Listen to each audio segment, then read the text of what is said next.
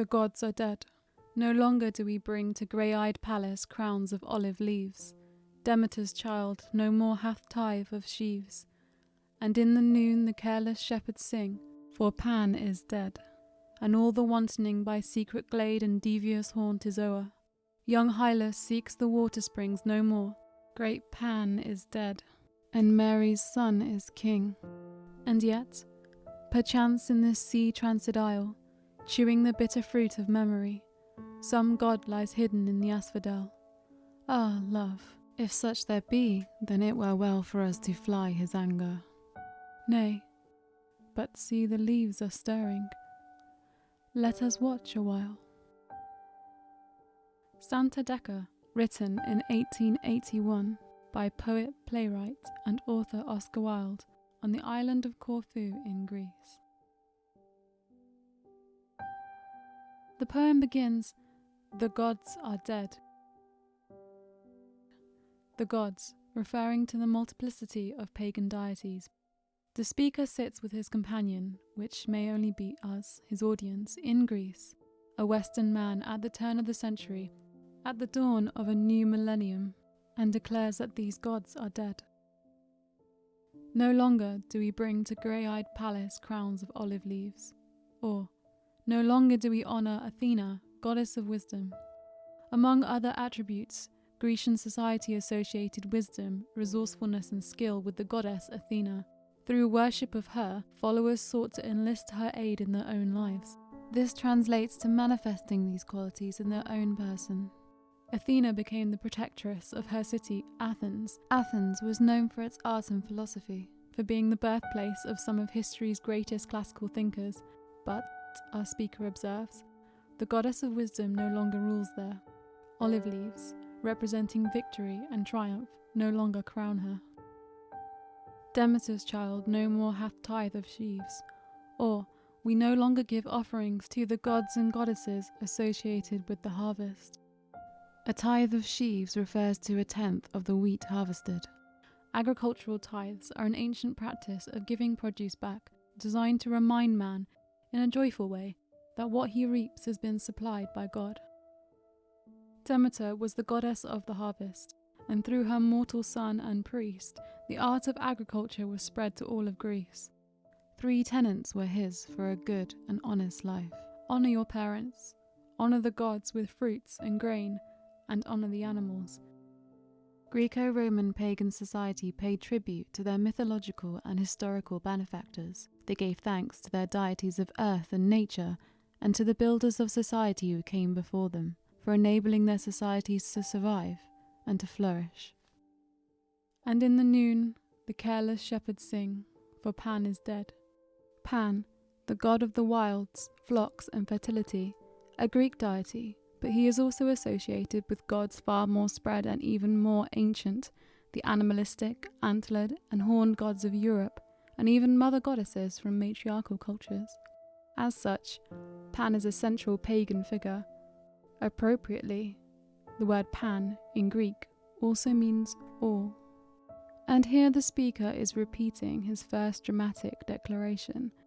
Pan, all the gods are dead. This is likely also an echo from Plutarch's Histories, an instance where a sailor, on his way to Italy, hears a divine call to him across the salt water. When you reach your destination, the voice says, proclaim that the great god Pan is dead. This was taken by Christian theologists to be an allegory for the fall of the pagan world. In Roman times, Pan had grown to become representative of all nature, but 300 years after the birth of Christ, he had become a dark figure, condemned, driven underground, associated with devils. Satan was given his likeness. Pan and all the demons of paganism were dead. All the wantoning by secret glade and devious haunt is o'er. All the love and play and revelry in the open forest is over. Druidic rituals and folk magical practices in hidden and remote areas has stopped. All the places where so many people would gather are now all empty. Young Hylas seeks the water springs no more. Hylas, a youth from Greek mythology, famously fell in love with and lived amongst a group of water nymphs. Here, the speaker suggests the love of man for the spirits of nature has ended, because, he repeats for a third time, great Pan is dead, and Mary's son is king. The spread of Christianity meant the fall of paganism in Europe. Pagan traditions were assimilated, churches built over sacred sites, and the deities demonized. In contrast to Great Pan, notice how the speaker does not refer to him here as Christ or God, or with any particular honorific or reverence past the acknowledgement of his mother. He is a woman's son, a human. There is something difficult, too, in the contrast between such a powerful God and a vulnerable infant, that the latter would so thoroughly dispose the former. Wilde was a devoted Christian. He was raised as an Anglican Christian, though he was unsatisfied with the Protestant Church, preferring the Catholic approach to faith, which he considered more of an emotional experience, springing from the heart, not the rational mind. Around 1875, Wilde was going through a time of spiritual crisis, reaching out for some spiritual home. He was gifted some money by a friend to visit Rome. This friend was a Catholic convert and hoped the atmosphere of Rome would give Wilde the courage to finally commit to Catholicism. He set out on the trip, but was diverted. Instead of Rome, he was taken to see the Acropolis, Olympia, and Athens, the grand ruins of Greece. Wilde was a passionate classicist and was enthusiastic about the trip, apologizing to his friend for the betrayal. And it was at this time, in Corfu, that Wilde wrote Santa Decca. Wilde found his emotional experience in the dead pagan culture, in the rituals no longer performed, and the power of the gods, lost to the rise of a new religion. For a moment his heart was with the pagan deities, in sorrow for their loss and in hope of their revival. The poem's first stanza is mournful of the transition from paganism to monotheism. The gods are dead, and these forces of the universe and human experience are no longer given due reverence. The gods are dead, and nature is no longer beloved to us. The gods are dead, and a new king on earth has taken their place. And yet, what if, perchance, in this sea-transit isle, chewing the bitter fruit of memory, some god lies hidden in the asphodel? Asphodel is a flower associated with death, with ghostly grey leaves and yellowing petals. They were said by Homer to cover the underworld meadows, a realm of death which exists as a pale and ghostly copy of our world. The speaker wonders whether, in this moment, some god might be present in the flowers of Greece, in the asphodel growing on the island, there or moving, as they may be, through the same flowers in the underworld. A god who, though dead, exists still in some shadowy form and remembers bitterly the old world. The speaker receives, or provides, a response to his question. Ah, love, if such there be, then it were well for us to fly his anger. If that were the case, he says, we ought to run. For centuries the gods have received no worship, no honour, no offerings, no acknowledgement, forgotten, abandoned, and cast aside for a different ruler. If they still exist, they must be angry. But the response is jovial, mocking the idea that an angry god could suddenly burst out of the flowers to punish us now, after all these years. The gods are, after all, dead and gone. Nay, but see, the leaves are stirring. Let us watch a while. Leaves of the flowers move, as if disturbed by something, and the speaker is not so confident of his previous affirmations. He believes, or wishes to believe, otherwise.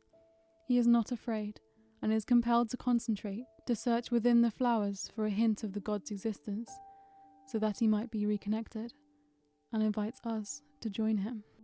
Wilde was caught in a spiritual slump, lost between two branches of the church, and waylaid from his pilgrimage to the holy city, where he hoped to strengthen his faith. He comes face to face with the departed glory of the ancient past. He discovers a desire for the traditions of paganism, and for a moment, despite his Christian faith, feels resentful for what has been lost. And the poem raises some important considerations. What happens when wisdom herself has been forgotten by man? What other forces, abandoned and dethroned, might we have lost sight of completely? Do we, in our forward focus, largely secular modern age, ever give proper consideration to nature or our ancestors? Do we think with gratitude about where and how we receive our food? Do we often think it necessary to give, in our daily lives, something of ourselves, our energy, our resources back to the land, the way that man did back when he honoured Demeter and her children? Or have we become careless, taking without gratitude or concern? Is it wise to be careless shepherds who make many a feast for the wolf? Has a joy and a love and a beauty been lost to us with the fall of the Western pagan world? Has our relationship with the physical world broken down? Has the connection between us and the spirits of the earth been harshly severed? Polytheism was never limited to the people of the Greco-Roman era.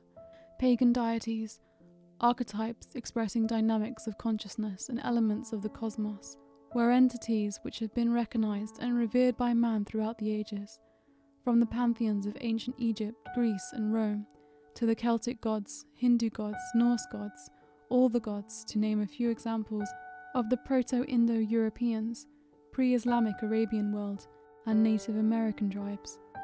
With that in mind, Santa Decca speaks to a memory that lies hidden, dormant in all of us, of a life that has been lost to the mind of modern man, a time of decentralized, free spirituality and recognition of local deities, a memory which calls for revival.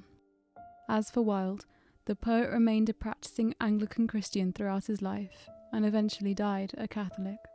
Despite detractors throughout his life who tried to persuade him away from the church, including his father and lover, Wilde converted on his deathbed. As such, Santa Decca may have been indicative of a momentary lapse in faith, or simply suggestive of a desire to see the new world reconciled with the abandoned beauty of the past.